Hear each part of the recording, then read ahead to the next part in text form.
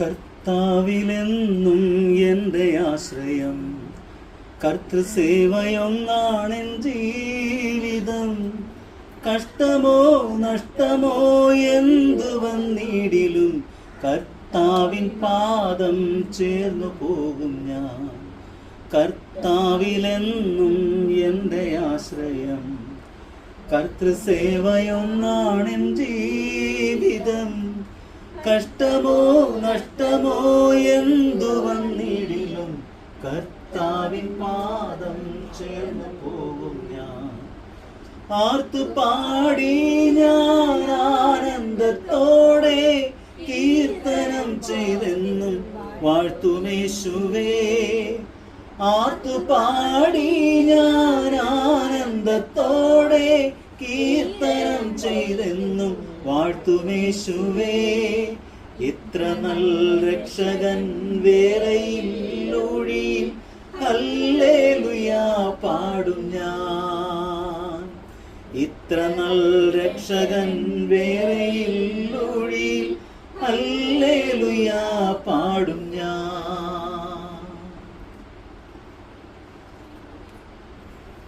Habakkuk പ്രവാചകന്റെ പുസ്തകം 3-ാം അധ്യായം അതിൻ്റെ 12 മുതലുള്ള വാക്യങ്ങൾ. എൻ്റെ ദൈവമേ, അങ്ങ് അനാദി മുതലേ കർത്താവും പരിശുദ്ധനും അമർത്യനുമാണല്ലോ. കർത്താവെ, അങ്ങ് അവരെ ന്യായവിധിക്കായി നിയോഗിച്ചിരിക്കുന്നു. അഭയശിലയായവനെ അങ്ങ് അവരെ ശിക്ഷയ്ക്കായി നീക്കിവച്ചിരിക്കുന്നു. അങ്ങയുടെ കണ്ണുകൾ തിന്മ ദർശിക്കാൻ അനുവദിക്കാത്ത വിധം പരിശുദ്ധമാണല്ലോ.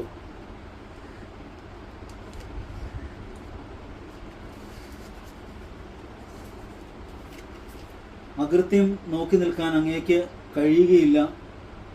അവിശ്വസ്തനായ മനുഷ്യരെ അങ്ങ് കടാക്ഷിക്കുന്നത് ദുഷ്ടൻ തന്നെക്കാൾ അങ്ങ് കടാക്ഷിക്കുന്നതും ദുഷ്ടൻ തന്നെക്കാൾ നീതിമാനായ മനുഷ്യനെ വിഴുങ്ങുന്നതും കണ്ടിട്ട് അങ്ങ് മൗനം ദീക്ഷിക്കുന്നതും എന്തുകൊണ്ട്? അങ്ങ് മനുഷ്യരെ കടലിലെ മത്സ്യങ്ങളെപ്പോലെ നാഥനില്ലാത്ത ഇടജന്തുക്കളെപ്പോലെ ആക്കുന്നത് എന്തുകൊണ്ട്? അവൻ അവരെയെല്ലാം ചൂണ്ടയിട്ട് പിടിക്കുന്നു, വലയിൽ കുടുങ്ങി വലിച്ചെടുക്കുന്നു, തൻ്റെ കോരുവലയിൽ അവയെ ശേഖരിക്കുന്നു.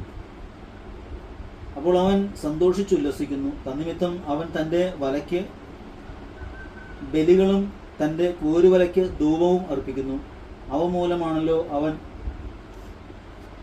സമൃദ്ധിയിൽ കഴിയുന്നതും സമ്പന്നമായി ആഹാരം കഴിക്കുന്നതും.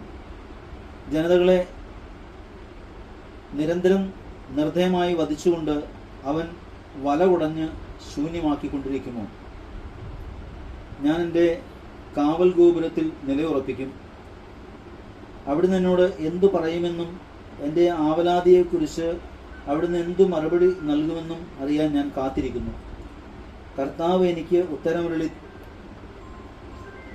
ദർശനം രേഖപ്പെടുത്തുക. ഓടുന്നവന് പോലും വായിക്കത്തക്ക വിധം ഫലകത്തിൽ വ്യക്തമായി എഴുതുക. ദർശനം അതിൻ്റെ സമയം പ്രാർത്ഥിക്കുകയാണ്. ആ സമയം അടുത്തുകൊണ്ടിരിക്കുന്നു. അതിന് മാറ്റമുണ്ടാവുകയില്ല. അത് വൈകുന്നെങ്കിൽ അതിനായി കാത്തിരിക്കുക. അത് തീർച്ചയായും വരും. അത് താമസിക്കുകയില്ല. ഹൃദയ പരമാർത്ഥ ഇല്ലാത്തവൻ പരാജയപ്പെടും. എന്നാൽ നീതിമാൻ തൻ്റെ വിശ്വസ്തത മൂലം ജീവിക്കും. ഹബക്കൂക്ക് പ്രവാചകന്റെ പുസ്തകം 1-ാം അധ്യായത്തിൽ നിന്നാണ് നമ്മൾ വായിച്ചത്. ഹബക്കൂക്ക് പ്രവാചകന്റെ പുസ്തകം 1-ാം അധ്യായത്തിൻ്റെ 12 മുതൽ ആവലാതി പറയുന്ന കുറേ വാക്കുകൾ, എൻ്റെ ഹെഡിങ് തന്നെ കൊടുത്തേക്കുന്ന ആവലാതി എന്നാണ്. Praise the Lord. നമുക്ക് ശാന്തമായിട്ട് നിന്നിരിക്കാം.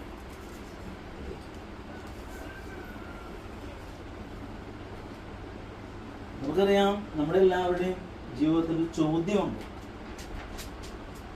നമ്മുടെ ചോദ്യങ്ങൾ എന്താണെന്ന് വെച്ചിട്ടുണ്ടെങ്കിൽ, എന്തുകൊണ്ട് എല്ലാ തെറ്റുകളും ചെയ്യുന്നവൻ വെച്ചടി കയറ്റം ഉണ്ടാകുന്നു?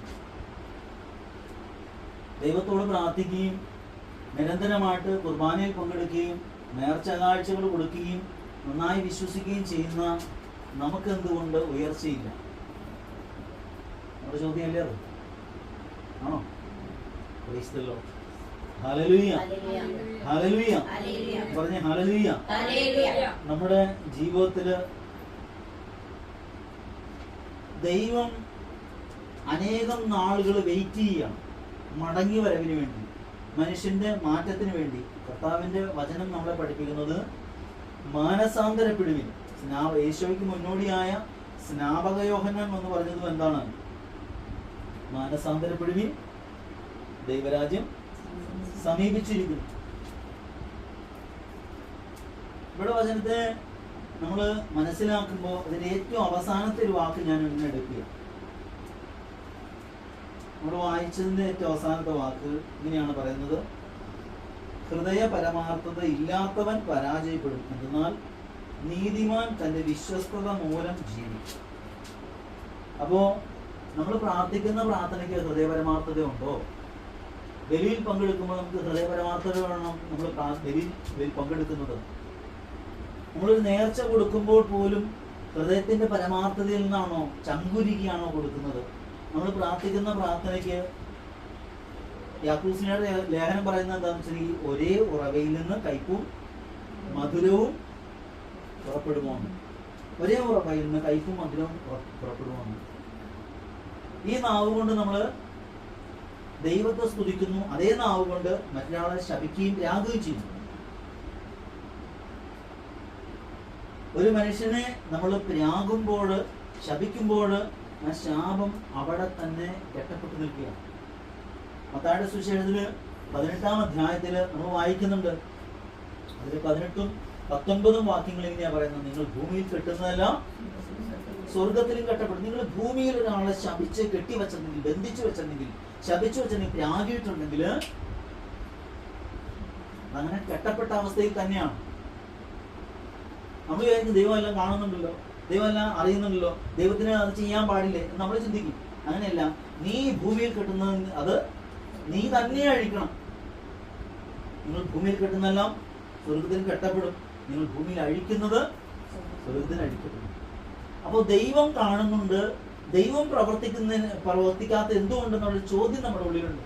അപ്പൊ നമ്മുടെ മനസ്സിൽ നമ്മൾ വരേണ്ടത്, ഞാൻ ആരോട് എന്താണ് പറഞ്ഞത്, എന്തെല്ലാം പറഞ്ഞിട്ടുണ്ട്, എത്രത്തോളം പറഞ്ഞിട്ടുണ്ട്. ഒരിക്കലും രക്ഷപ്പെടാത്ത രീതിയിലുള്ള ശാപവാക്കുകൾ പറഞ്ഞിട്ട് നമ്മൾ മറന്നുപോയി.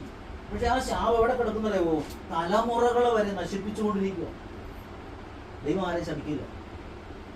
യാക്കോബിന്റെ ലേഖനം തന്നെ പറയുന്നുണ്ട്, ദൈവം തിന്മയാൽ ആരെയും പരീക്ഷിക്കുന്നില്ല എന്ന് വചനം പറയും. ദൈവം ആരെയും പരീക്ഷിക്കുന്നില്ല, തിന്മയാൽ ആരെയും ദൈവം പരീക്ഷിക്കുന്നില്ല. നമ്മളെന്താ ചെയ്യുന്നത്? ഈ ദൈവത്തോട് പ്രാർത്ഥിക്കുന്നു. നമുക്ക് എന്താ ആവശ്യം? ദൈവം എന്നോട് കരുണ തോന്നണമേ, എന്നെ സുഖപ്പെടുത്തണമേ, എന്നെ അനുഗ്രഹിക്കണം, ഇതാ നമ്മൾ പറയുന്നു. മറ്റൊരാളെ കുറിച്ച് നമ്മൾ എന്താ ചിന്തിക്കുന്നത്? ഒരിക്കലും നീ പറഞ്ഞേ, നമ്മൾ പറഞ്ഞേക്കുന്നത് പറഞ്ഞാൽ മതി. നീ ഒരിക്കലും നന്നാവില്ല, ഒരിക്കലും ഗുണം പിടിപ്പിക്കില്ല, നീ നശിച്ചു പോകുള്ളൂടാ എന്ന് പറഞ്ഞേച്ചാണ് നമ്മൾ എന്ത് ചെയ്യുന്നത്? ദൈവം എന്നെ അനുഗ്രഹിക്കണം. പറഞ്ഞ മനസ്സിലായോ? ഇത് നിങ്ങളുടെ തലയിൽ തന്നെയായിരിക്കുന്നത്. നിങ്ങൾ ഭൂമിയിൽ കെട്ടുന്നല്ല എന്ത് ചെയ്യാം? കർത്താവേ, ഞാൻ അവരോട് ക്ഷമിച്ചു, ഞാൻ അങ്ങനെ പറഞ്ഞു, എന്നോട് ക്ഷമിക്കണോട്ടോ. എന്നോട് ക്ഷമിക്കണമെന്നാ പറയുന്നേ. എന്നാ പറയണേ? ദൈവം എന്നോട് ക്ഷമിക്കണമേ. നമ്മളെന്ത്, നമുക്ക് ക്ഷമിക്കാൻ പറ്റാത്തതുകൊണ്ട് അതിന്റെ പരിധി കഴിഞ്ഞപ്പോഴാണ് നമ്മൾ എന്ത് ചെയ്തത്? നമ്മള് ശപിക്കുകയും രാഗവും ചെയ്തത്. അതങ്ങനെ തന്നെ കിടക്കും. അടുത്ത മക്കളിലേക്കും അവരുടെ തലമുറകളിലേക്കും അവരുടെ മക്കളിലേക്കും അതിന്റെ പിൻതലമുറകളിലേക്കൊക്കെ കിടക്കും. ഞാൻ ചുമ്മാ പറഞ്ഞല്ല.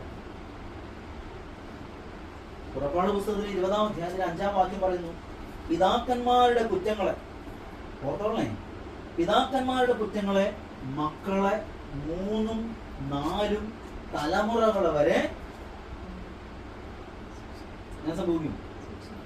ശിക്ഷിക്കുന്ന അസഹിഷ്ണുമായ ദൈവമാണെന്ന് പറഞ്ഞു. ദൈവം സഹിക്കില്ല.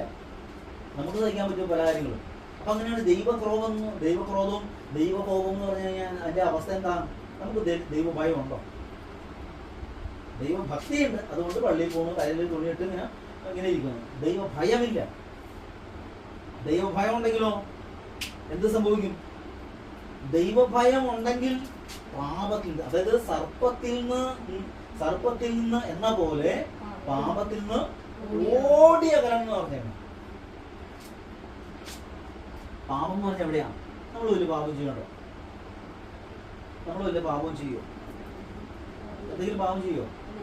ഈ മതിച്ച തെറി പറയുന്നതും മതിച്ച പ്രാകുന്നതും അല്ലേ പാപം എന്ന് പറയുന്നത്? ആലോചിക്കേ.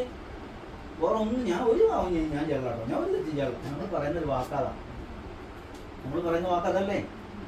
നാള് കുറഞ്ഞു പോയതുകൊണ്ട് വിഷമം തോന്നില്ല. ഇവിടെ നിങ്ങളോട് മാത്രം പറഞ്ഞ് ഏൽപ്പിച്ചേക്കുന്ന കാര്യം.